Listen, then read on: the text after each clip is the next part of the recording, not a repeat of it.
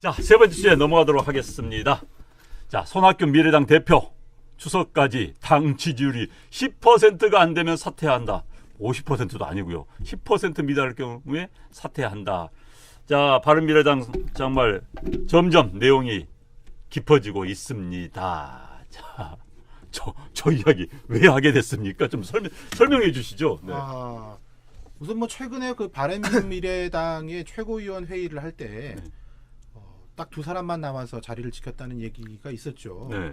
그리고 그 뒤에도 별로 상황은 바뀌지 않았습니다. 그리고 네. 당 대표를 맡고 있는 손학규 대표에 대한 그 공격의 목소리가 좀 더 커지고 있는 것 같습니다. 네, 네. 그러한 상황에서 손학규 대표가 당 대표로서의 당의 기강을 세우겠다라는 말을 하는 과정에서 네. 이 말이 나왔는데 결국은 본인의 사퇴를 얘기할 만큼 본인도 이제 이 코너에 몰려가는 거라고 생각합니다. 예. 네. 지금 홍성우님, 진짜뉴스 화이팅, 키키키님 안녕하세요. 감사합니다. 안녕하세요. 네, 제가 너무 늦게 소개시켜드렸습니다. 네. 자, 뭐 네, 말씀해 주십시오. 이 사건이 여기까지 오기까지, 이 사태가 여기까지 오기까지 제일 사실은 시작은 저기 우리 창원에서 있었던 선거였죠. 이재한 후보가 3% 정도의 이제 지지율을 네. 받으면서 이제 하태경, 이준석, 권은희, 소위 말하는 바른정당 출신 최고위원들이 사퇴를 종용하면서 최고위원 말씀하신 대로 참여 안 하니까 이 총 7명이랍니다. 최고위원이 바른미래당에. 그래서 정족수 미달로 지금 안건 통과가 계속 안 되고 있고 하태경 의원은 연판장을 돌리면서 원외 당협위원장들한테 지금 사퇴서를 받고 있는 상황.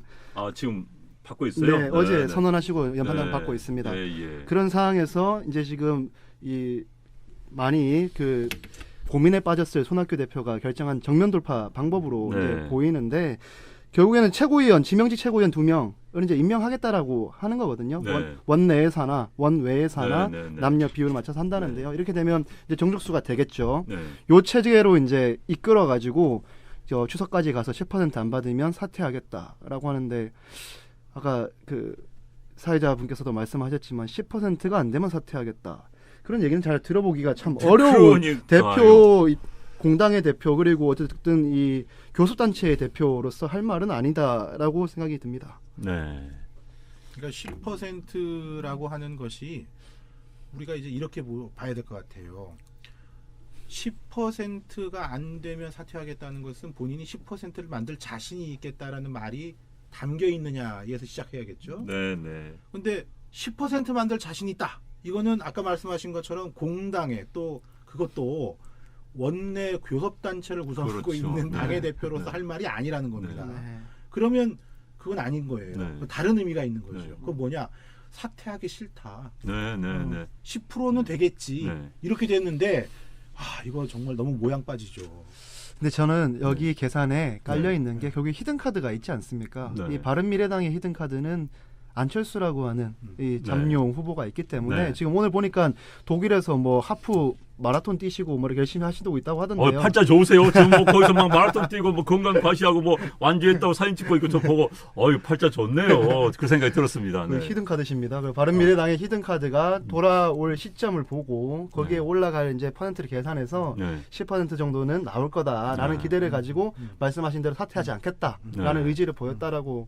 자, 그럼 이 시점에서 네. 안철수 전 대표가 전 뭐 대통령 후보가 이제 왔어. 네. 그럼 오를까요?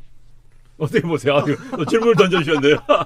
제가 생각하기에는 안 올 것 같은데요. 안 올 것 같다. 그런데 비행기표를 바꿔버린다. 네, 맞습니다. 그래서 미국으로 바꿔버린다. 네. 더 힘들어질 수도 있죠. 근데 어쨌든 간에 지금 이 상태로 계속 가면 이 바른미래당의 존속이 어렵지 않나. 그렇죠. 국민의당과 바른정당 저도 이제 관심이 많아서 창당 과정부터 쭉 보았는데요. 아직까지도 화학적 결합이 완전히 되지 않은 상태입니다. 당직자들도 그렇고. 그래서 지금 결국에는 한 지붕 두 집 살림하던 이 두 정당이 각자 본집으로 돌아가기 위한 이 전초 단계를 지금 보이고 있는 것이 아닌가 이런 생각이 듭니다. 네. 그 아까 한 지붕 두 가족처럼 이렇게 말씀 표현하셨는데 자 이게 만약에 갈라섰다. 갈라서면은 예전에 국민의당 출신 그 다음에 예전에 바른정당 출신들이 이렇게 원래 합쳐졌던 것처럼 딱 띄어질 것이냐? 아니면 이게 또 이렇게 얼기설기 설켜가지고 이게 또 구성이 달라질 것이냐 네. 이게 굉장히 또 중요한 그렇죠. 포인트죠. 네. 저는 국민의당에서 합당에 참여했던 분들이 떨어져 그러니까 서로 이제 분리가 됐을 때 네. 그대로 떨어져 나가지 않을 거라고 저는 생각해요. 네. 어떻게 해요, 그러면?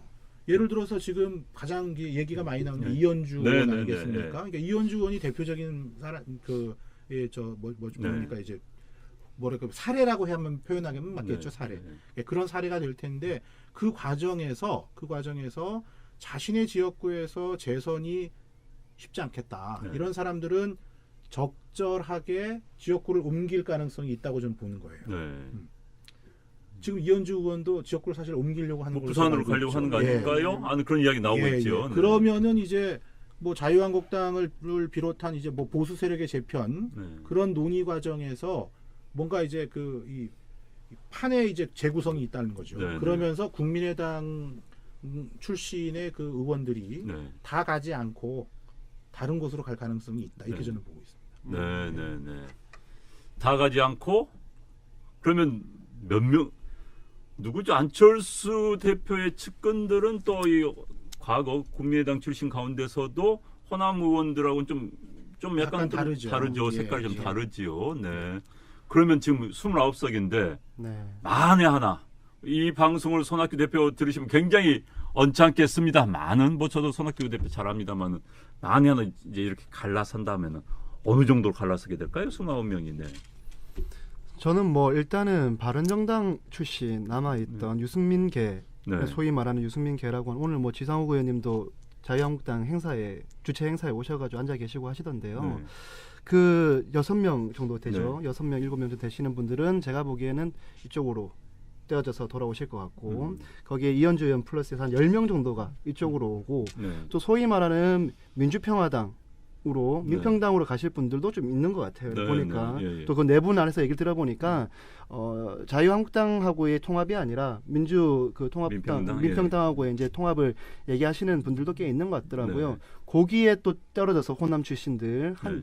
5명에서 10명 사이 네. 올해 이제 가고 네. 그럼 남아 있는 분들은 지금 어차피 활동 안 하고 계시는 그 의원님들 있잖아요. 네. 그 비례대표 의원님들 네, 네. 그분들을 포함해 가지고 또 한 그러니까 3분의 1씩 찢어져서 갈 것 같아요. 제 생각에는. 그래서 3분의 1은 더불어민주당으로 복당 이렇게 가가지고 결국에는 이제 이 정치적 실험이 뭔가 중도 성향에 가보고자 했던 이 바른미래당의 이 정치적 실험이 실패로 돌아가고 결국에는 다시 이 대한민국의 정치 지형이 지역주의 그리고 이념주의로 극명하게 나눠지는 상황으로 오지 않을까 그렇게 저는 봐집니다. 그러니까 지금 말씀하신 것처럼 이제 한국당으로 가는 세력 일부, 네, 민평당과 합당하는 세력 일부, 나머지 일부는 남는다는 겁니까? 그러면은 전 더불어민주당으로 더불어민주당 어떻게 보세요? 네. 우선은 뭐 저 비례대표 분들은 저희가 네. 탈당을 할 수가 없기 못하지요. 때문에 네. 그러니까 뭐 바른미래당의 뭐 당적을 유지할 수밖에 없으니까. 그렇죠. 네. 그래서 나중에 이 바른미래당 그렇게 이제 남아 있는 것을 염두에 두면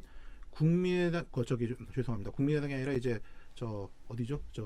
평화당? 예, 평화당, 민주평화당, 예, 민주평화당과 합당을 하겠다라는 결정이 내려질 때까지 네. 이 움직임은 그냥 물 밑에서 계속 서로 이제 이렇게 싸우는 그런 모습을 보일 거라고 봐요. 그러지 않으면은 이 비례대표들이 오갈 데가 없는 상황이 되는데 네, 네. 그거를 그 비례대표 국회의원들이 용납하지는 않을 거거든요. 네. 우리도 살려달라 이렇게 할 테니까. 올 하반기 되면 비례대표 의원직 던지고 지역구 가셔야 되는 거 아닙니까? 더 연장의 꿈이 있다면 꿈이 있다면. 꿈이 네. 있다면 제가 보기엔 그런 수순을 갈 수도 있다라고 그렇죠. 생각이 듭니다. 예. 그럼 자 그런 상황이 벌어질 시점은 언제로 보시는 겁니까? 손학규 대표는 뭐 추석까지 당 지지를 이야기했는데 언제쯤 있을 거라고. 두 분 다 의견 일치는 결국 갈라선다. 뭐 이걸 말씀해 주셨는데 언제쯤? 저는 이제 총선 분위기가 이제 무르익을 때인데 네. 그거는 이제 연말 연초거든요. 네네.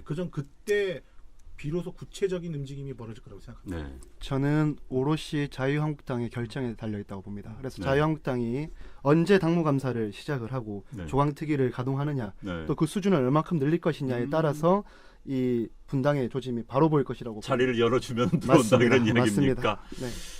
자, 정치판 소식 들으면 제가 머리가 갑자기 복잡해집니다. 임선 씨 이야기 듣고 머리가 복잡했는데 정치판 알 수 없는 게 정치판. 한국 정치 알 수 없어요. 네, 한국의 10년은 세계의 100년. 세계의 10년, 한국의 1년이기 때문에 한국 정치는 더더욱나 빨리 돌지 않습니까? 알 수 없는 한국 정치. 그러나 손학규 미래당 대표께서 참 재밌는 이야기를 해주셨기 때문에 저희들이 오늘 주제로 삼아봤습니다. 자, 오늘 순서 여기서 줄이도록 하겠습니다. 두 분 고생 많으셨습니다. 한마디 촌철살인 해야죠. 자, 손학규 대표. 마지막 죄송합니다. 네. 제가. 네. 마지막으로 한마디 해주시죠. 왔다 갔다 했으니까. 네네. 지금 이게 뭐 손절날인에 해서 무슨 말을 할까 고민해봤는데요. 네. 마땅히 떠오르진 않았는데 그 전남 강진이었나요? 네. 강진 맞습니다. 다시 돌아갈 때가 되신 것 같습니다. 강진으로. 네. 기거 강진. 네. 예. 촌철살인을 하는데 이게 특정인에 대한 촌철살인이라서 이게 쉽지가 않네요. 예. 저는 손학규 대표님께 이렇게 말씀드리고 싶습니다. 내려놓으면 얻는다. 네. 그럼 무엇을 내려놓아야 되는지 손학규 대표님 잘 좀 생각해 주십시오. 네. 그럼 정리하면 내려놓고 강진에 가시면 얻을 수 있다. 뭐 이런 두 분 이런 정리를 해주셨습니다. 콜라보가 아주 멋있는데. 네, 두 분 짜고 나온 거 아니시죠? 저한테 말씀 안 하셨는데 참 좋습니다. 자, 두 분 이야기 잘 들었습니다. 자, 오늘 두 분 감사합니다. 네, 감사합니다. 시청자 여러분 감사합니다. 이번 주 수요일 다시 뵙도록 하겠습니다. 여러분 감사합니다.